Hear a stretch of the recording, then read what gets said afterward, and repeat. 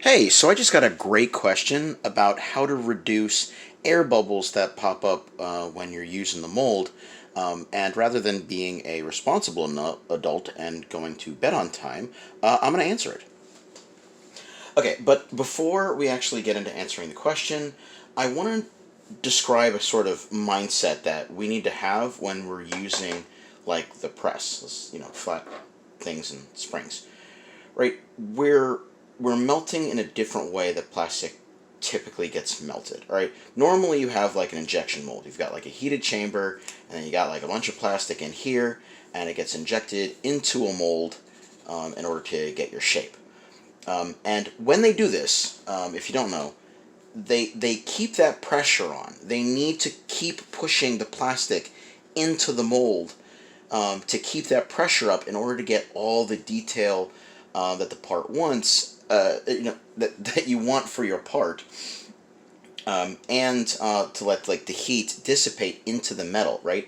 Because this metal is, you want this metal to be hot, and let's get some red in there. So you want this metal to be warm, and then you want like that heat to dissipate. I think some injection molds have rapid cooling, like liquid cooling, depending on like the part. Like I think Lego is like super precise parts. I think they use cooling, or just the metal itself absorbing the heat out of the plastic cools the part off.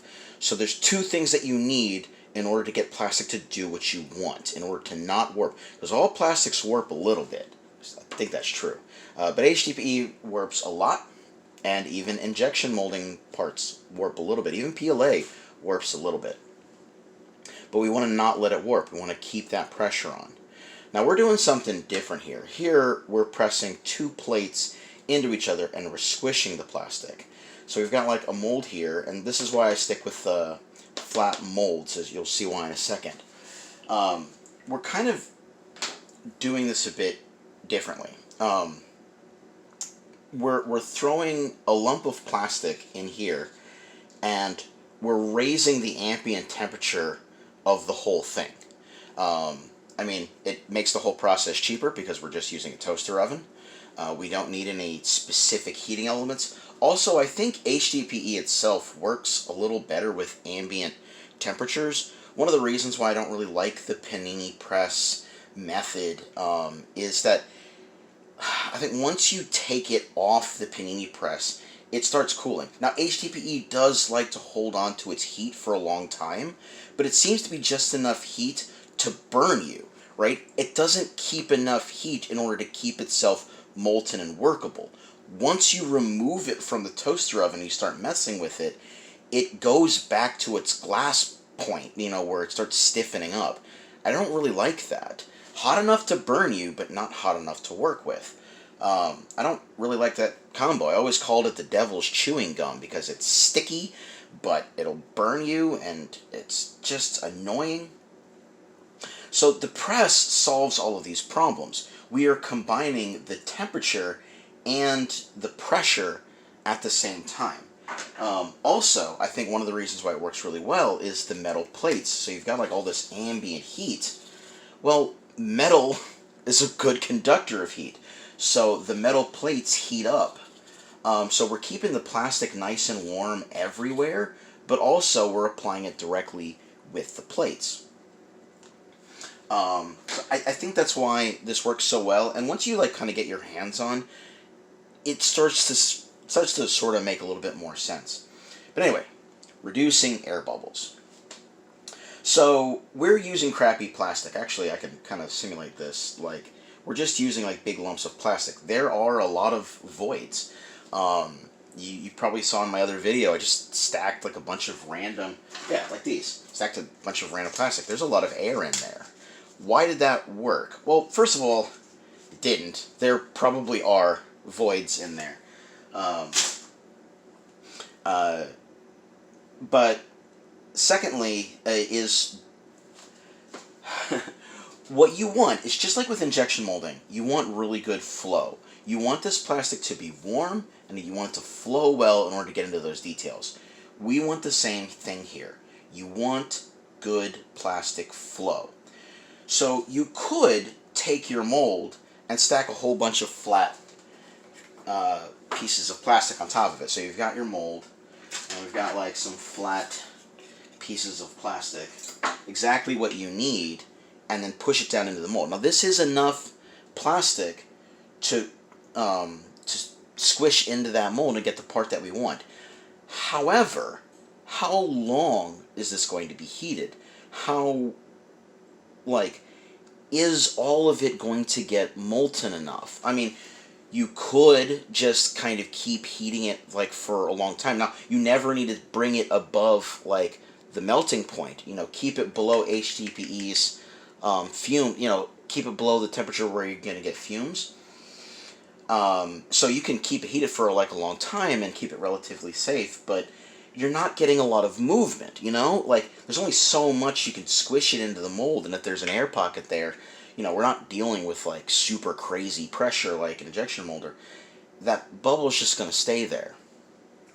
So one way of reducing that is, rather than putting down the flat plastic that you need, do something like this, a nugget. So this was a big roll of plastic that I did, and then I just kind of cut sections off with a pipe cutter. But anyway, this little lump of plastic, this is going to work better than a stack of plastic because this is going to move outward. It's going to squish down and flow outward. That's what we want. That's how you get like into those crevices. That's how you remove those air bubbles and get the plastic like working together. You want movement. You want the plastic to travel. And with this press, the best way to get it to travel is to kind of stack it all up in the middle. The higher you can stack it, the better. Because if you, I think one of the reasons why this worked really well is because it was very high. I was doing 2 molds. So technically what happened was I have a whole lot of plastic right over this one point, and then over the other one. So when it squished down, I got a lot of flow and a lot of flowing outward. It's a good way to get rid of bubbles.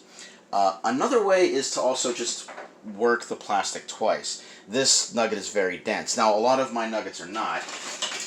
I just kind of started folding milk jugs over very lazily. But then again, I get a lot of crappy results. I get a lot of failures, and I get a lot of bubbles. There's some nicks here, but I don't really care for what I'm doing. I kind of want the ugliness and the dirtiness. But if you want to take more effort than me, if you want to clean your plastics, you know, make sure that dirt is in there to get like some nice, pretty colors. You want to take that extra effort, you can do so. So what I would recommend is sort of melting your plastic. Think of it like kneading dough. How do you get the air bubbles out of dough, or whatever it is you're working on, or the imperfections out? You work it again and again. Squish that plastic down, and then maybe cut it up, and then stack it up. You know, take that flat sheet of plastic, and then cut it up a bunch, and then just stack it really high. You want like a lot of good travel. Like if you're using these springs will travel quite a bit. So that gives you a lot of movement. You can stack it at least like an inch high there. Now, yeah, we're not dealing with a whole lot, but you know, an inch might make a difference. Giggity. I'm bad. But yeah, so just stack your plastic high. Another thing that could help with this is just more plastic. Now, you don't want too much, because, you know, diminishing returns, for one, and two, if you start flowing outside, then you're going to get plastic in your, on your bolts and stuff, and it's a little annoying to clean out. So, it's going to take practice. It's going to take figuring out the balance in order to get, figure out what you want. But if you're getting like a mold, start thinking from the center outward. You want your plastic in the middle. Oh, I gotta get something smaller. I'll just keep using the same nugget. You want your plastic in the middle to spread outward and over, and a lot. The more movement, the better. Another way, though, the person that actually asked was specifically asking about gems. Now, see, like these ones, you've got a lot of detail. and they're very small and they're very thin. I would actually also just recommend using a different plastic. Well, it's still HDPE, but for one thing, try buckets. Try buckets. Big old buckets. I suspect paint buckets. I suspect that this. I can't break it off. Anyway, I suspect that this is not actually HDPE. Here, let me use this. This is a paint bucket lid. Same material. You can get these from all over the place. These melt very loose. I suspect that these are not actually HDPE. I have a theory that I think a lot of companies are just marking, and I believe somebody in the industry actually said, oh yeah, that's totally what they do. They just mark everything with 2, high-density polyethylene, even though it's low-density polyethylene. Now, it's all ethylene. It's all polyethylene. It's all the same thing. But they just mark it all with 2. And so things like paint buckets, also milk crates and soda crates. This is a Pepsi crate. This, notice it's part of it's the shape. It's very rigid. But when you start cutting into it, you'll notice it's a lot less flexible than milk jug. It's a little bit more brittle. I don't really have a good example for you. But yeah, it's a little bit. It's not a brittle plastic. It's not brittle at all. But it's a little more brittle. It is more brittle than HDPE, but it turns into a better liquid. These will actually puddle, and like if you put this plastic into the toaster oven in like a little cup, the bubbles will just rise to the top. It'll actually puddle and pool. Now you got to be careful. Again, you don't want to be like releasing them fumes. So I always say, like, do not put too high of a temperature. Don't be like me. Don't be impatient and crank that heat up like I always do, and then burn stuff and end up giving yourself cancer. Be patient with it. But yeah, there are many plastics that will liquefy. Oh, I wanted to mention this. I used to watch, there was a guy in the slingshot community that they were messing with HDPE, and he was getting amazing results. He was talking about how the bubbles would just flow to the top and you could pop them. And I'm like, I've never been able to get HDPE to flow. That's because I've been melting milk jugs the whole time. They're not the same. This is something we need to have a better conversation over. There's a video long years ago that a kid made where he tried HDPE in a hot glue gun. And here's the thing. I believe that could actually work. HDPE in a glue gun, I think, might actually work. However, he was using grocery bags. The worst. I have 3 tiers of plastic. I think I mentioned them before. I have milk jug, laundry detergent bottle is 1 tier. And then I have the looser tier, which is like milk crates, paint buckets, and that's it really. Some other random thing. Well, LDPE, anything that ice cream buckets. Ice cream buckets are usually very loose, but those are actually marked as low density polyethylene. Anyway, and then lastly is grocery bags. They're in their own tier because whatever they add to them, they make them stronger, but they're much more difficult to melt. They don't behave the same. HDPE is a great plastic, and the reason that we focus on it is because we can melt it safely in the home without creating too many fumes. I smell less fumes than my 3D printer when it's printing in PLA, so I feel very safe melting HDPE all the time. However, they're not all the same. There are different versions. If we're gonna figure this plastic out, we need to figure out what is good for what. Anyway, to answer a very long question, if you want really good results in something pretty, a lot of detail, some of those parts where I had really fine detail, I was using a lighter plastic. Okay, so yeah, so good flow, a lot of height. You want movement.